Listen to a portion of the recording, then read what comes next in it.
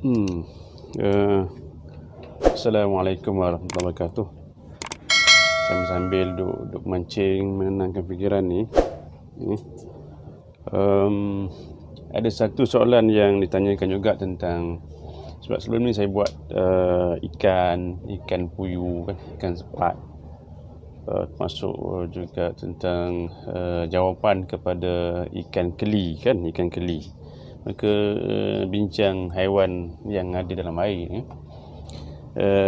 Ada yang tanya tentang ketam, sama ada ketam ni boleh makan ke tak dimakan ni. Contohnya ni ketam kan, ketam yang kami dapat mancing ketam ni. Jadi ada yang kata ketam sama ada ketam ini haiwan dalam air ke haiwan di atas darat ni. So dalam mazhab Syafi'i memang ada haiwan disebut sebagai haiwan darat, haiwan dalam air, itu semua orang faham lah. Tetapi ada juga disebut sebagai haiwan dua alam, yakni hidupnya adalah dalam air juga dihidup, di atas darat juga dihidup. Antara yang boleh kita tengok tentang ciri-ciri haiwan dua alam ni, dia hidupnya lah sama lama. Dia atas dalam air juga dihidup, di atas darat juga dihidup, lebih kurang sama. Bukan bermakna dia hanya hidup dalam air, naik ke atas darat sekejap sebagainya, yang itu tidak diistilahkan sebagai haiwan dua alam. Ni haiwan dua alam dalam air juga dihidup, di atas darat juga dia boleh pergi shopping, dia boleh pergi round Putrajaya sebagainya. Maknanya lama, yang tu juga kita boleh anggap nak disebut sebagai kiasan bagaimana lamanya haiwan yang hidup di atas darat ni. Baik, timbul isu juga antara yang lain lah, dia bertelur di air, dia naik ke darat, atau juga dia bertelur di darat, dia masuk dalam air. Contohnya ialah tentang buaya kan. Buaya dia bertelur di darat, dia masuk dalam air, kemudian dia naik ke darat. Yang tu dia akan menjadi buaya darat kan? Yang tu lagi haram. Sama juga seperti katak dia bertelur di air, dia naik ke darat.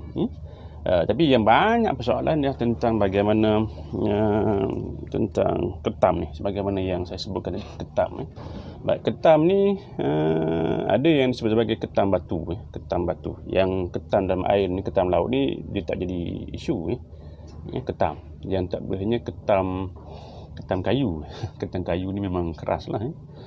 So ketam nipah hukumnya harus, sebab ketam nipah dia juga dianggap sebagai haiwan dalam air, sebab dia juga bernyawa menggunakan insang. Kalau bernyawa menggunakan paru-paru ni lain, sebab kalau dia bernyawa menggunakan insang bermakna dia memang hidup dalam air. So ketam nipah tak jadi masalah, sebab juga memang telah difatwakan pun oleh fatwa kebangsaan, maka ketam nipah ni hukumnya lah diharuskan. Cuma isu tentang ketam batu tadi, ketam batu ada pandangan yang mengatakan bahawa dia memang tak boleh, sebab dia memang hidup di atas darat yang cukup lama.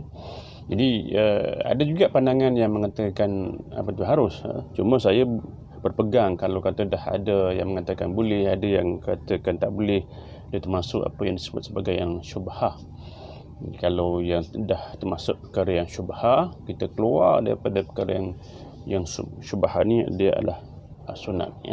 Da'ma yuribuka illa ma la yuribuk, jauhkanlah kamu, tinggallah kamu benda-benda yang mewas-waskan, ambil benda-benda yang betul-betul meyakinkan kita. Itu yang dipesankan oleh Rasulullah SAW. So dalam hal ini ketam adalah haiwan dalam air. Ketam adalah haiwan dalam air, maka boleh makan. Jauhkan perkara-perkara yang syubhah, sebagaimana yang disarankan oleh Rasulullah SAW. Sekian, Assalamualaikum warahmatullahi wabarakatuh.